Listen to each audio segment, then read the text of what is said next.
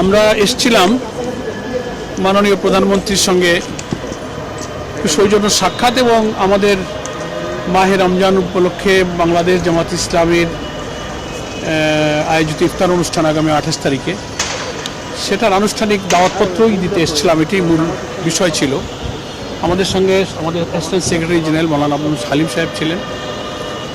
তো আমরা কুশল বিনিময় করলাম, যথেষ্ট সময় নিয়ে পারস্পরিক আলোচনা হলো এবং উনি আমাদের সম্মানিত আমির ডক্টর শফিকুর রহমানের সাময়িক অসুস্থতার খবর পেয়ে ওনার কুশল জিজ্ঞেস করলেন এবং একটু ফোনে আলাপ করার আগ্রহ ব্যক্ত করে সাথে সাথেই তিনি আমার টেলিফোনে উনি জামাতের সঙ্গে কুশল বিনিময় করলেন। পরস্পর কুশল বিনিময় সালাম বিনিময় হলো, এটাই মূল। আর এমনি আমরা সরকার গঠনের পর ফরমালি আজ জামাত ইসলামীর পক্ষ থেকে সাংগঠনিকভাবে তার সঙ্গে প্রথম অফিসিয়ালি সাক্ষাৎ আমাদের ইফতার অনুষ্ঠানের দাওয়াত উপলক্ষে। সে কারণে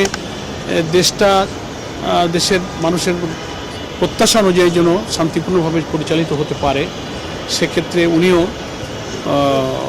সরকারের আকাঙ্ক্ষার কথা, ইচ্ছার কথা, প্রচেষ্টার কথা তুলে ধরলেন এবং নতুন দায়িত্ব পালন করতে গিয়ে উনি যে পরিবেশের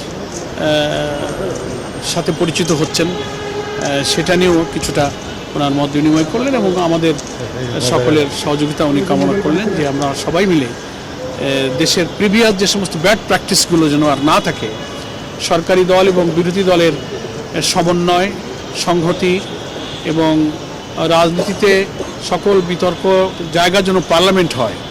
পার্লামেন্টারি ডেমোক্রেসির সিস্টেমে সব বিতর্কের জায়গা পার্লামেন্ট, এটা আমরাও বলেছি।